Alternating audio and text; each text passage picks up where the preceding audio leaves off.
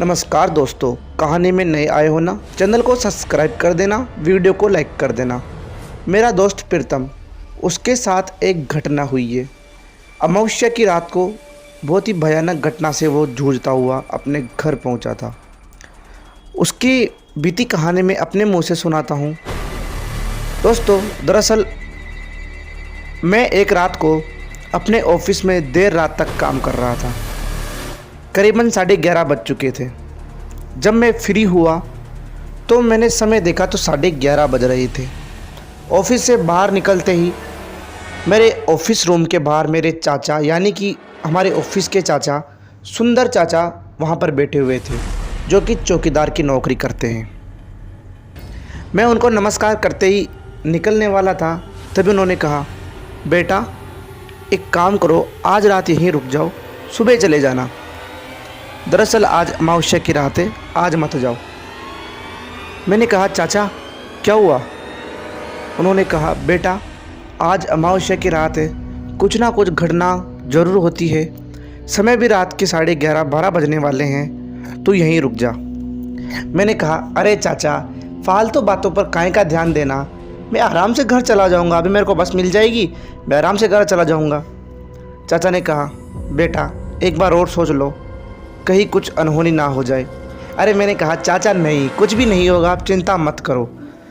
जैसे मैं जाने वाला था उन्होंने कहा, रुको बेटा, इधर आओ प्रीतम।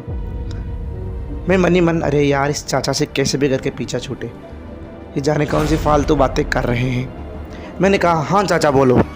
उन्होंने कहा, ये ले, अगर ये मेरे पास हनुमान जी की, इसको अपनी जेब के अंदर रख लेना, ये तेरी रक्षा करेगी।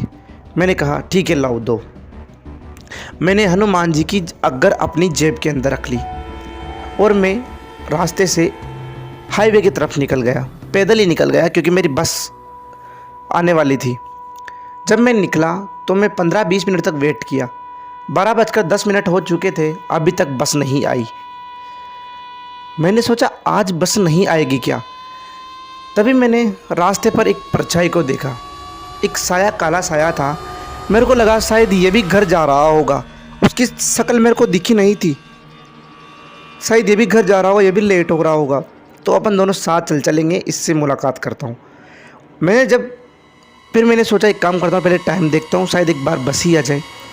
फिर मैंने जब टाइम देखा तो 12:15 हो रहे थे। और जब मैंने उस साये की, यानी रास्ते की तरफ, उस साये की, काले साये की तरफ देखा, पूरे रास्ते पर कहीं साया दिखा ही नहीं। मैंने सोचा यार वो साया गया कहाँ। बस घड़ी में टाइम देखा, शायद वो कौन था। मेरे मन में बहुत सारे प्रश्न उठने लगे। वो आदमी था, वो क्या था। इधर मेरे दिमाग में सुंदर चाचा की बातें घूमने लगी। तभी घूमते घूमते उधर से एक ऑटो दिखा मेरे को। जिस साइड वो शायद चल रहा था, उसी समय उसी साइड से एक ऑटो आता हुआ दिखाई दिया। मैंने सोचा एक काम करता हूँ, ऑटो के अंदर ही घर चला जाता हूँ, क्या पता बस जाने कब आए। मैंने ऑटो को हाथ दिया, ऑटो वाले ने मुझे बिठाया। मैंने कहा, ऑटो भैया आपको इधर एक साया दिखा था क्या, मतलब एक आदमी दिखा था क्या जिस तरफ से आप आ रहे हो? उसने कहा, नहीं दिखा, अजीब सी आवाज़ में बोला। फिर मैंने कहा, दरअसल क्या है ना, अभी मैं ऑफिस से आ रहा था और मैंने रास्ते पर ही काला साया चलता हुआ दिखा, मेरे को लगा कोई आदमी होगा। तभी मैंने अपनी घड़ी में टाइम देखा और जब मैं उस साये की तरफ देखा तो वो साया कहीं था ही नहीं। मेरे को लगा कि आप जिस तरफ से आ रहे हो उसी तरफ वो जा रहा था, शायद आपने देखा हो।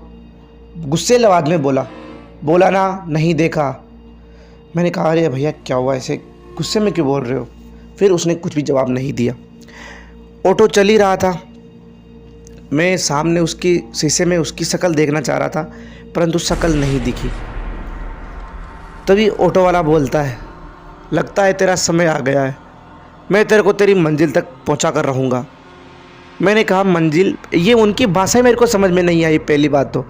मैंने कहा, ये आप बोल क्या रहे हो, मंजिल, रास्ता, मेरे को कुछ भी समझ में नहीं आ रहा, फालतू बातें मत करो, मैंने से कहा।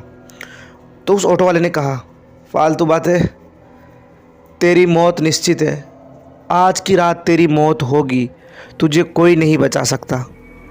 मैंने कहा, आप पागल हो क्या, ऐसी फालतू बातें क्यों कर रहे हो?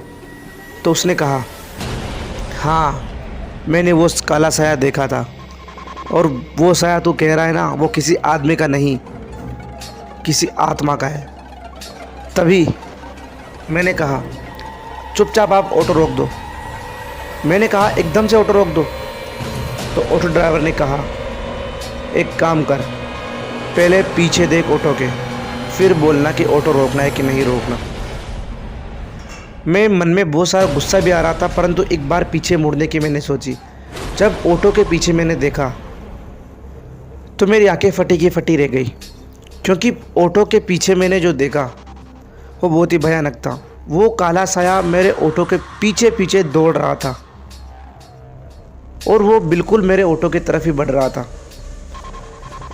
फिर ऑटो वाले ने कहा बता ऑटो रोकूं, उतरेगा यहीं?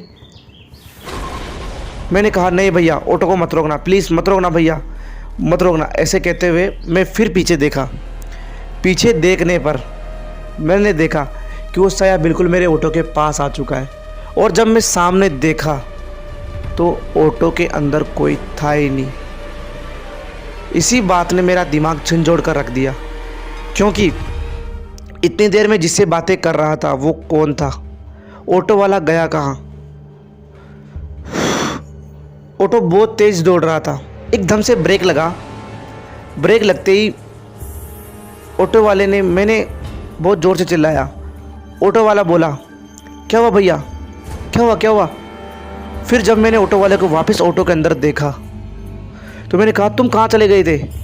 और वो काला सा, तो उन्होंने कहा मैं कहाँ चला गया था, तुम क्या बोल रहे हो भैया? शायद आपने बुरा सपना देखा है, आप नींद में थे। मैं बहुत देर तक हैरान रह गया, क्योंकि मैंने जो देखा था, जो अनुभव किया था वो बहुत ही भयानक था। ये कोई सपना नहीं था।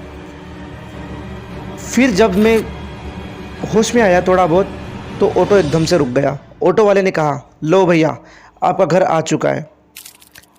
और मैं जब सामने देखा तो मेरा घर ही था। मैंने ऑटो वालों को जल्दी से पैसे दिए और अपने घर के अंदर चला गया। सुबह उठते ही मेरे ऑफिस दोस्त का फ़ोन आया। उसने कहा ऑफिस से निकल गया? मैंने कहा हाँ अब निकलूँगा। अच्छा रात को लेट सोया था? मैंने कहा हाँ। एक काम कर, तू ऑफिस आते समय अपने जो शहर का शमशान घाट है ना, वहाँ पर आ जाना। मैंने कहा क्यों? तो उसने बताया कि अपने जो सुंदर चाचा है ना, उनका कल रात देहांत हो गया। पता नहीं जाने कैसे, ये भी पता नहीं चला। मेरे को उनकी बातें याद आने लगी और उन्होंने जो हनुमान जी की अगर दी थी, वो एकदम से मैंने अपने जो पेंट खोली थी मैंने दूसरी, उसके अंदर जाकर देखा तो वो अगर वहीं पर थी। सुंदर चाचा ने मेरे को अगर देने के चक्कर में मेरी तो जान बचा ली, परंतु खुद की जान ना बच पाई। उस अगर ने ही मेरे को उस काले साये से बचाया था। यानी कि वो जो घटना थी वो बिल्कुल सत्य थी, परंतु वो काला साया हनुमान जी की अगर मेरे जेब में होने के कारण मेरा कुछ भी नहीं कर पाया। और जब सुंदर चाचा के पास अगर नहीं थी तो उस काले साये ने उनको मार दिया। थैंक गॉड हनुमान जी, आपने मेरी जान बचा ली। और शुक्रिया सुंदर चाचा, ताकि आपने मेरे को अगर दी। दोस्तों कहानी केवल मनोरंजन के लिए थी। कहानी अच्छी लगी हो तो वीडियो को लाइक कर देना, चैनल को सब्सक्राइब कर देना। मिलता हूँ आपसे अगली कहानी में, तब तक के लिए बाय बाय।